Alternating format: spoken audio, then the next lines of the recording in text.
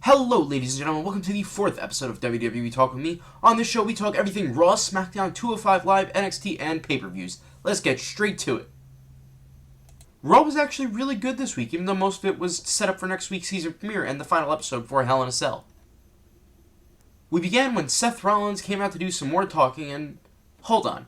Is this just how we're going to go now when we need someone to face Seth? Is he just going to do some talking and then someone interrupts him? Anyways, Braun Strowman came out and declared that he wanted a match tonight. Seth accepted, and we had our main event.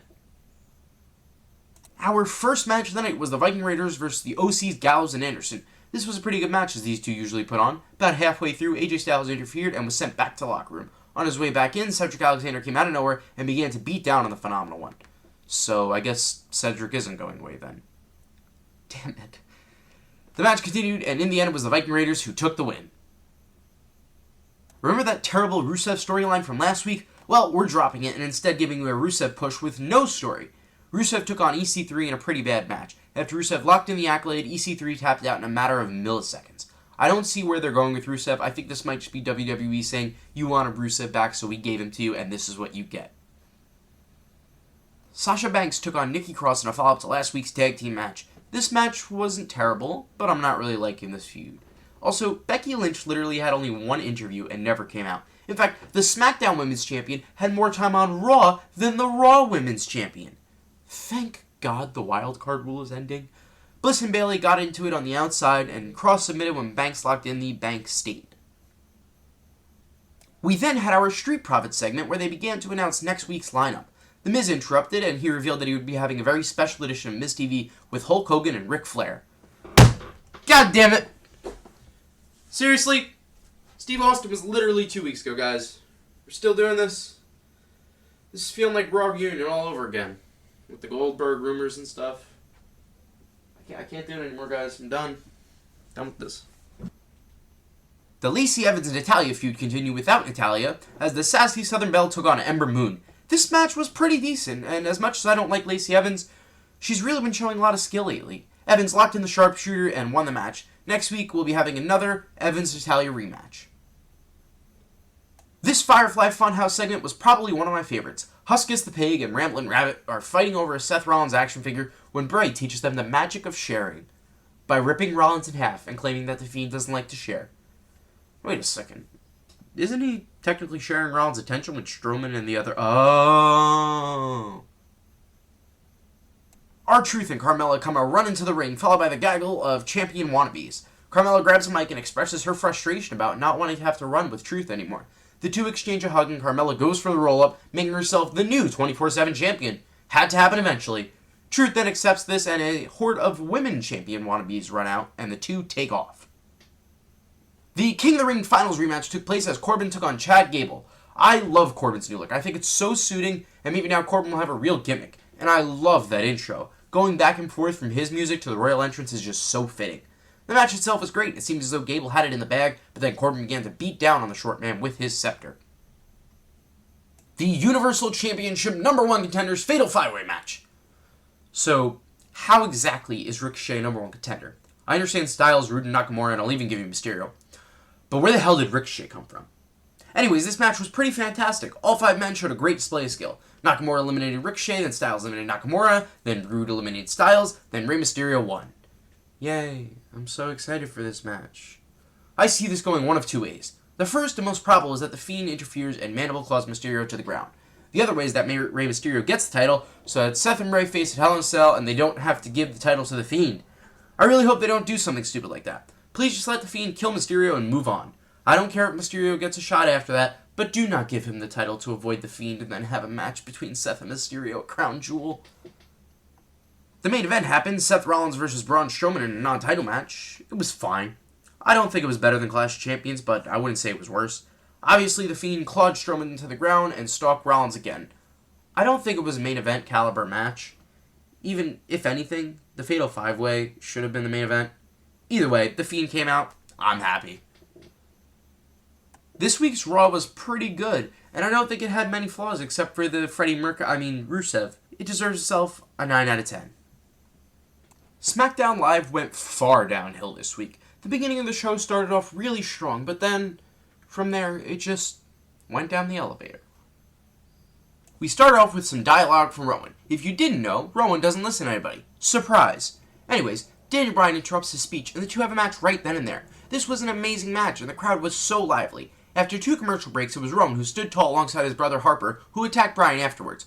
Roman Reigns arrived and ultimately got destroyed by the 2 Goliaths. This was practically a rerun of last week's main event, except at the end, we got the match confirmed. Roman Reigns and Daniel Bryan versus Eric Rowan and Luke Harper.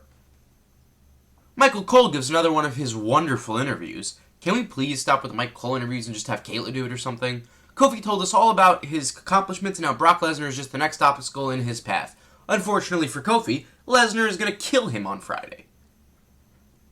Chad Gable begins to rant about how Baron Corbin screwed him over before getting interrupted by none other than Mike Kanellis. Kanellis makes a few short jokes and the match begins. A few seconds later, and Kanellis taps out.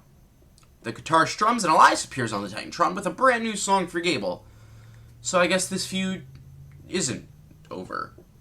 At least it's not Corbin and Gable.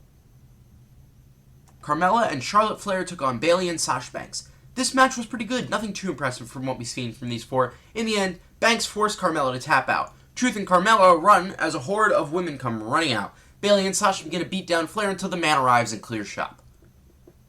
Ali arrives and gets yet another match against Shinsuke Nakamura. Sami Zayn waited at ringside and managed his client. Another great back and forth match. When these 2 are in the ring, you always know it'll be good. In the end, Sami Zayn interrupts and Nakamura hits the Kinshasa for the win. Is Ali ever going to get a title? I'm not a huge fan of him, but what is this now, the 4th time he's been built up for a title and knocked down? The New Day makes their way out to face the B Team? Seriously? The New Day is so low as to be a filler match now? And I guess the B Team is just going to keep showing up to get beat up on a consistent basis now? Obviously the New Day took the win, but I don't see how this helped anyone. After months of creepy Instagram and Twitter posts, WWE has finally made Otis's Mandy Rose obsession public. Anyways, Fire and Desire had a match against the Kabuki Warriors. Again. Not a great match, but in the end the Kabuki Warriors took a win. Shane McMahon and Kevin Owens argue over each other's lawsuits, and it is confirmed that we will have a ladder match in 2 weeks at Hell in a Cell. The segment was apparently special enough to take the cake at the very end of the show. Becky Lynch gave an interview, and Sasha came out of nowhere and attacked her. What was so big about this that it couldn't have been an earlier segment? This week's SmackDown was fine. I found myself a bit bored at times and counting towards the end. This SmackDown deserves itself a 4 out of 10. This week's 205 Live was really great. My only complaint was how short it was. I feel like they could have thrown in another filler match, but overall, pretty fantastic. We began with a match I've been pretty excited for, Humberto Carrillo versus Angel Garza. This match was great, and I love Garza's performances. A bit of back and forth action to give a great start to the show. The end of the match could have been a bit cleaner, but in the end, Carrillo defeated his cousin and began to walk back to the top. Our second and final match was between the tag teams of Oney Lorcan and Danny Burch and Drew Gulak and Tony Nese. I love this duo. Gulak and Nese work so well together as heels. The match was great, with so much beautiful action from all 4 men. To wrap up, Lorcan and Burch defeated the 2 heels and made up for Lorcan's loss last week on NXT to Lio Rush. A match I am very excited to see in the future. As I said, the show was absolutely great.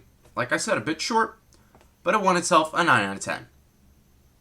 NXT's second live show blew me away once again. If they can keep this action up, they won't have to worry about AEW at all. Speaking of AEW, let's talk. Stay tuned next week because we have a bit of a schedule change coming up. Due to AEW's premiere and SmackDown's move to Fox, WWE Talk With Me will be released on Sundays at 6 o'clock. You may be asking yourself, what wrestling-related content will I watch on Friday until SmackDown? Well, don't worry, because starting next week, the very first episode of AEW Dynamite Discussion will be released next Friday at 6 o'clock EST. Let's get back to the review. The beginning may have been a bit awkward. The Undisputed Era's theme played, and they walked down onto a raised platform, and throughout this whole show, I just kind of wondered if they were just standing there for 2 hours.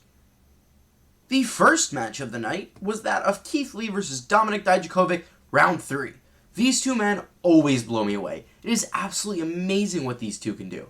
I know it's their whole gimmick, but it truly is astonishing. After a long and gruesome match, it was Keith Lee who stood as the bigger man. Dakota Kai made her very emotional return, as you could see tears almost leak from her eyes as she makes her entrance. She faced off against Tainara in what was a really good match. I'll give you one guess who won, and you can be sure I'm excited to see this person as NXT Women's Champion in the future. Our main event, Matt Riddle versus Killian Dane in a proper street fight. It was revealed last week that this would be a number 1 contenders match for the NXT Championship. A fantastic match, letting both men show up their skills to the WWE USA fanbase. In the end, it was Matt Riddle who would be facing Cole sometime soon, but you could be sure the leader of the UE had something to say. He taunted Riddle before the King of Bros caught him in a submission, and Cole tapped out in seconds. I really hate when they do this because it always makes the submitter look like a wimp, especially when we've seen Cole take things like the Gargano matches. As we transition over to the WWE Network, we began with a build-up match for Rhea Ripley. She took on some nobody named Kaden Carter, whoever that is. This was a standard match for Rhea, nothing impressive, but nothing to let you down. Rhea won, and it's possible that she may be built back up for a title shot. Our second build-up match was Oney Lorcan and Danny Burch versus Everrise. So I guess Lorcan and Burch will be staying together for a bit. No problem with me. But does this mean that 205 Live is making its proper merge with NXT? This is the second week we've had two 205 guys on here. Who knows? A great display of skill from Lorcan and Burch, but in the end, it was them who stood tall. The third build-up match in a row was Cameron Grimes versus Raul Mendoza. You know, the guy Pete Dunne had a build-up match against last week. Grimes continues his push and showing the NXT universe what he can do. Title shot or no title shot. The second main event was the one we were all waiting for. Imperium versus Kushida and two partners of his choosing. Will it be Tyler Bate and Pete Dunne? Could it be possible some 205 guys like Gallagher and Carrillo came on down? Maybe to promote the show we can get some main roster guys on here. No. Instead, we got Breezango the Fashion Police. For once, I have to agree with Imperium. The ring is sacred, and these two just sullied it. Obviously, Kushida and Breezango with the win in what was still a really awesome match. On Kushida's way out, the NXT UK champion arrived and attacked the High Flyer, laying waste. Amazing show once again, with minimal complaints. I wouldn't say it was as good as last week's, but it still deserves itself a 9 out of 10. Well, ladies and gentlemen, that's all for this week's episode of WWE Talk With Me. As I said, stay tuned for next week's episode on Sunday and the very first episode of AEW Dynamite discussion on Friday. Go ahead and subscribe for weekly content and drop a comment down below on how you think the Wednesday Night Wars will go.